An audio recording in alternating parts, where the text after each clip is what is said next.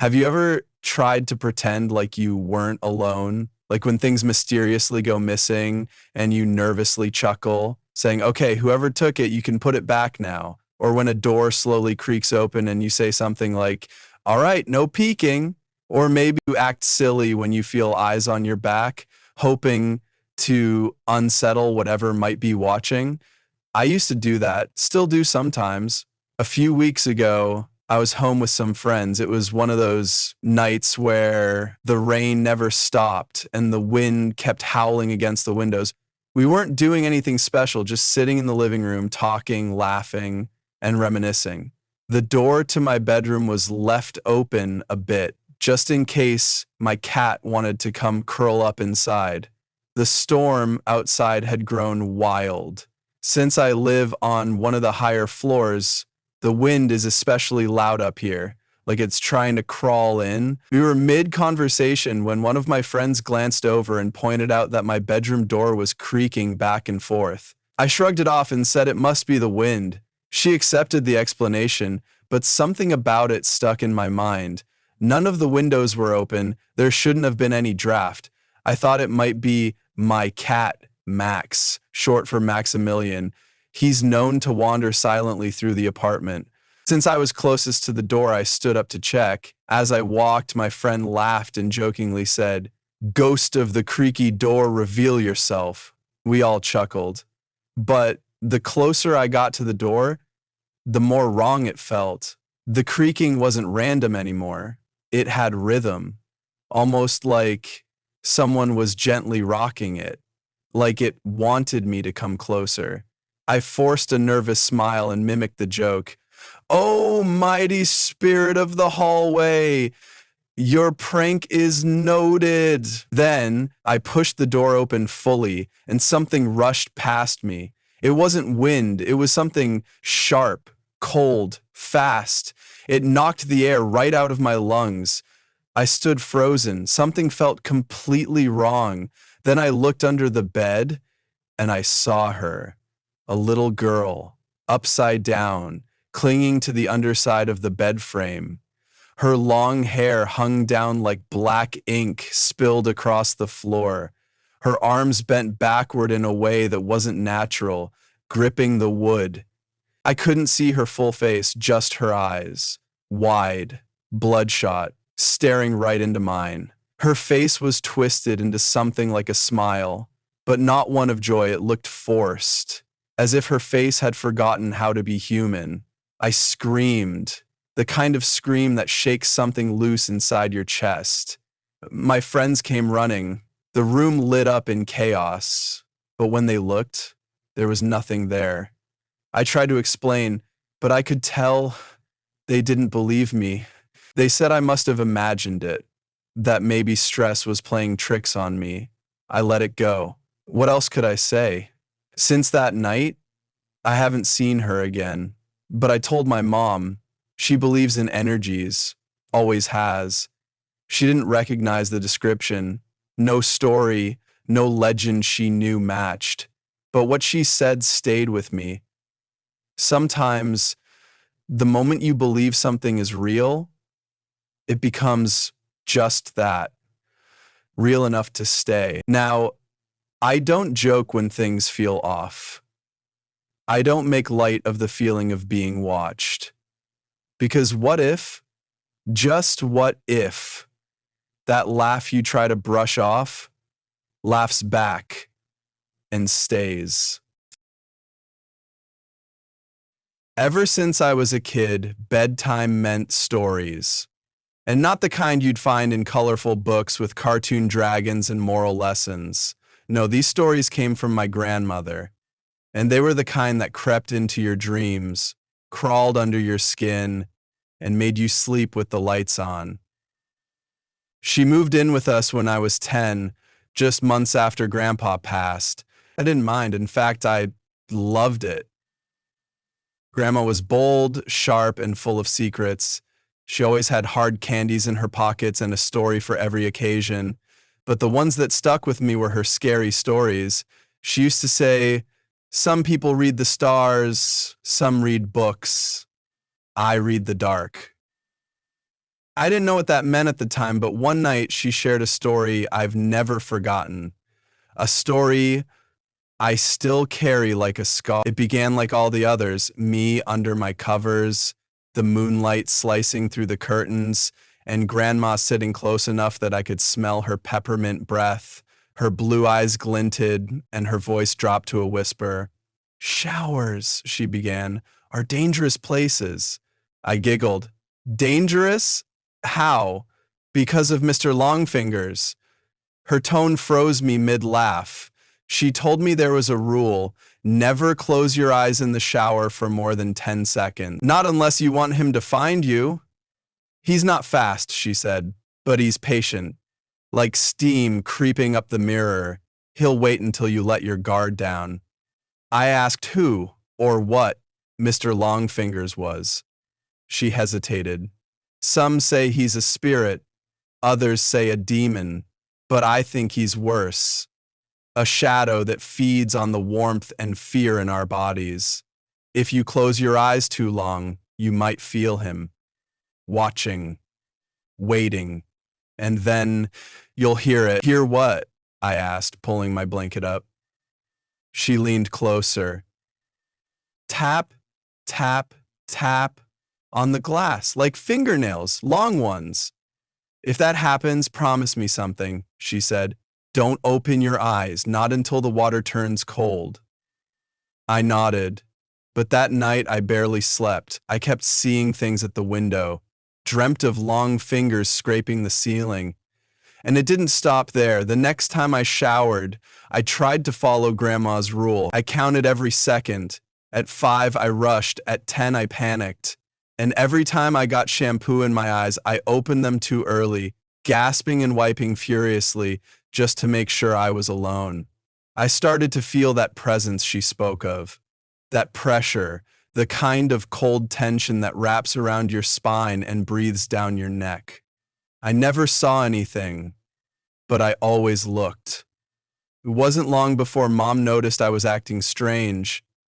Nightmares, jumping at every tap of water. She finally asked, and I told her. Everything.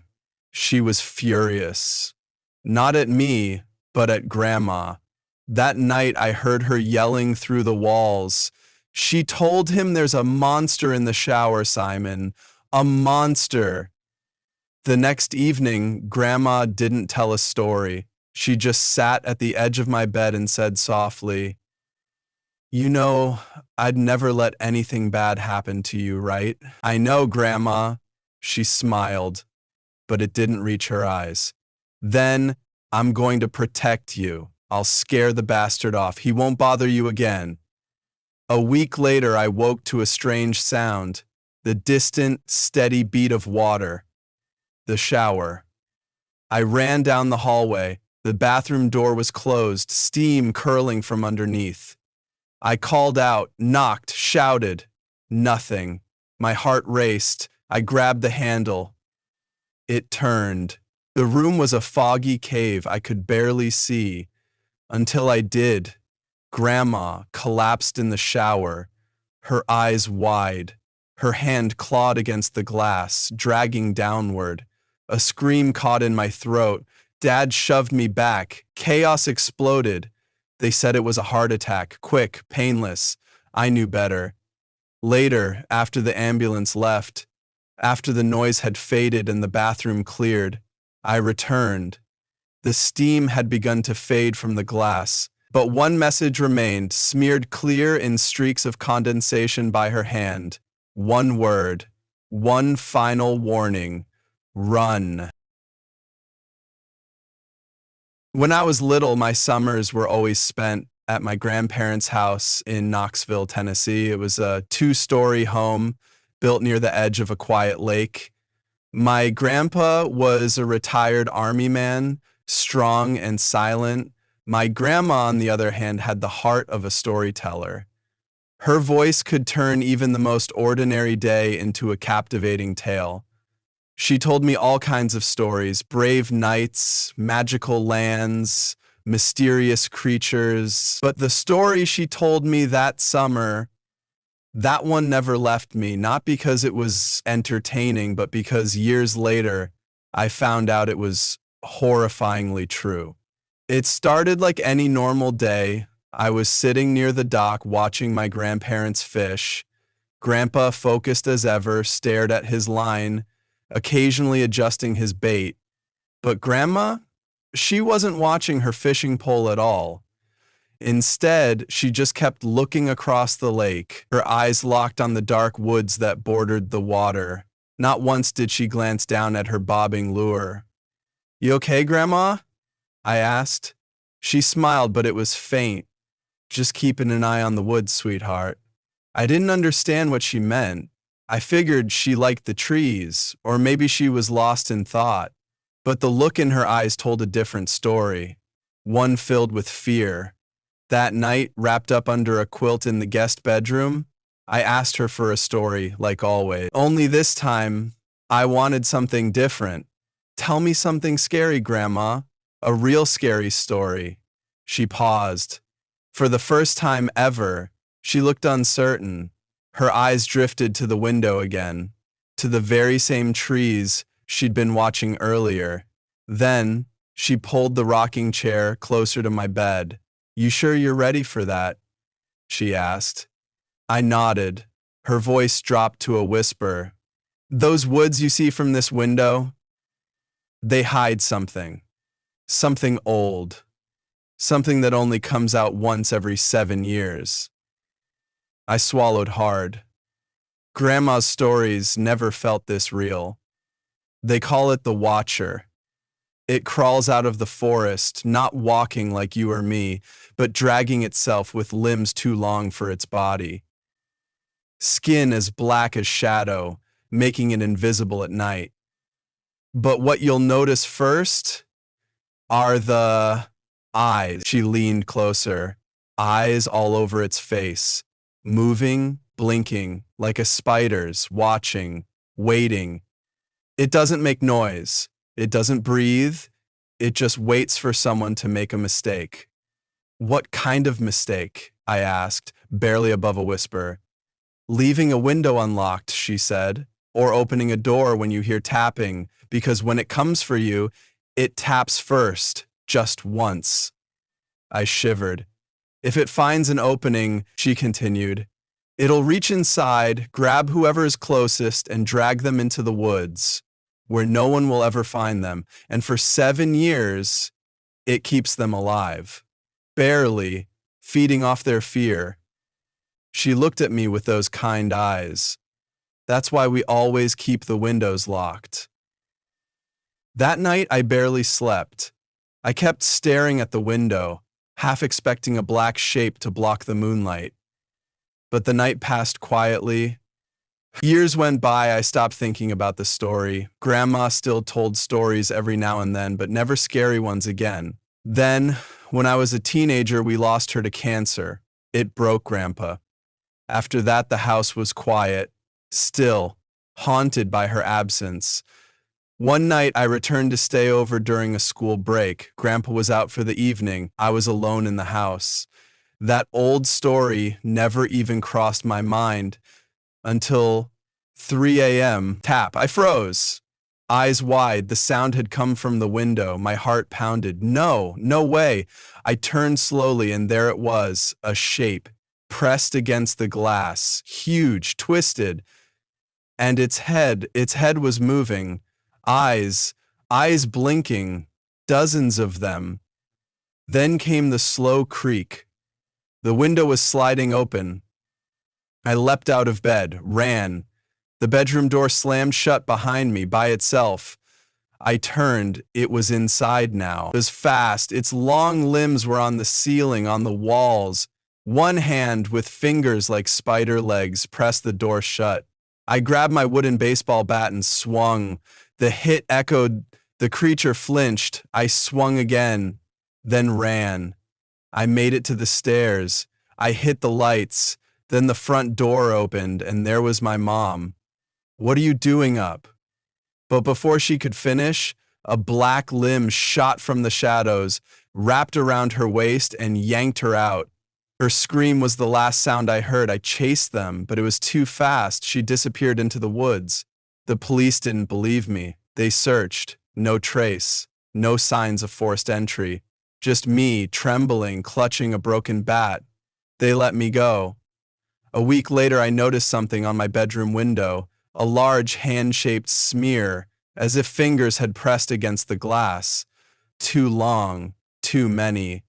Now I know what Grandma was always watching. Now I know her story wasn't just a bedtime tale. It was a warning, and I wasn't ready. Some stories fade with time, but this one, it clawed its way out of the woods and into my life. So, if your grandma ever warns you about what hides in the dark, believe her before it's too late.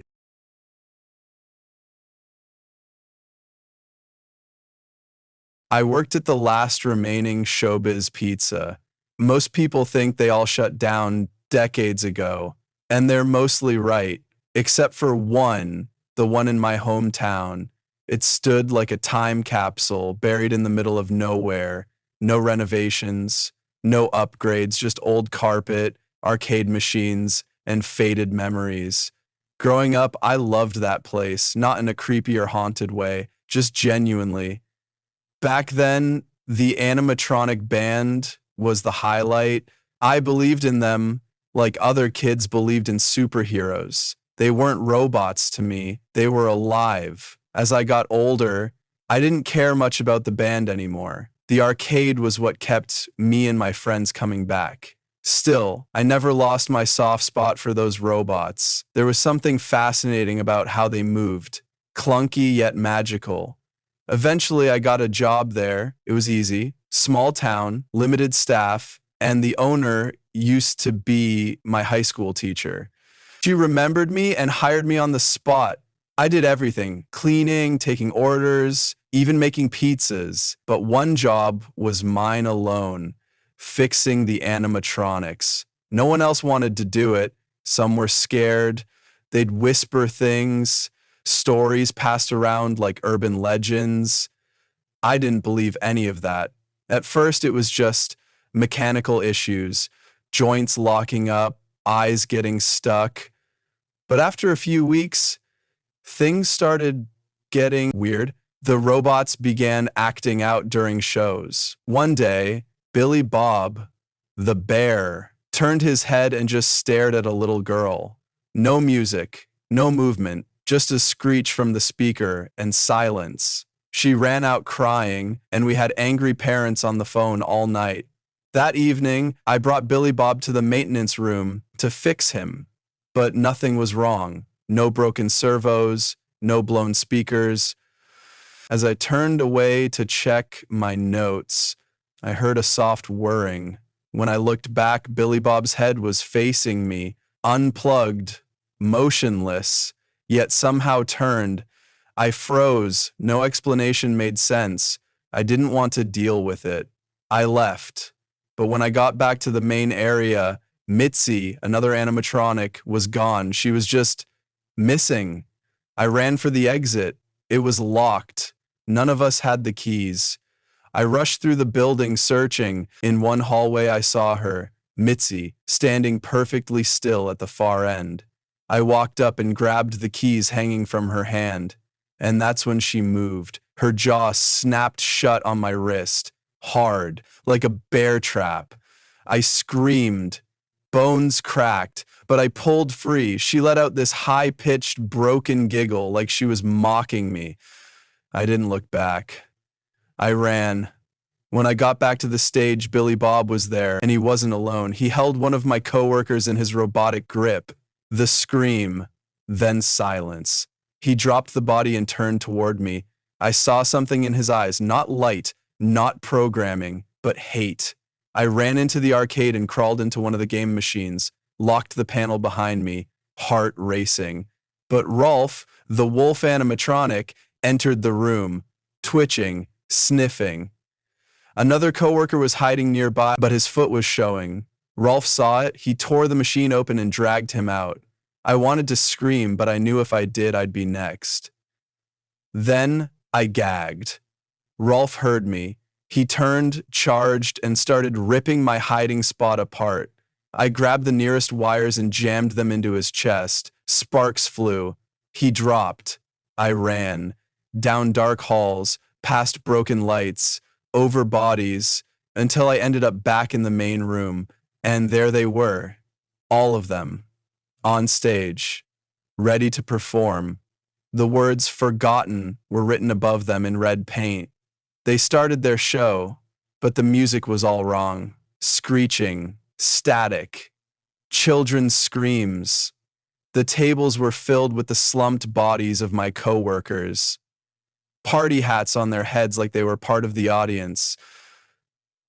I realized then, they remembered us, all the kids who grew up loving them and then forgot. And now they wanted us back, not for fun, but revenge. I grabbed a table leg and threw it into the stage lights. The fixture crashed down in sparks and fire. While they burned or malfunctioned, I ran. I made it out, locked the door, never went back. I told the owner everything. She handed over the property to me and left town. Her only condition, never let anyone inside again. So I didn't. I boarded up the windows, taped signs, warnings, but sometimes, late at night, I see movement inside. The stage lights flicker. The band still plays. And I know they're waiting. Not for a show, for an audience.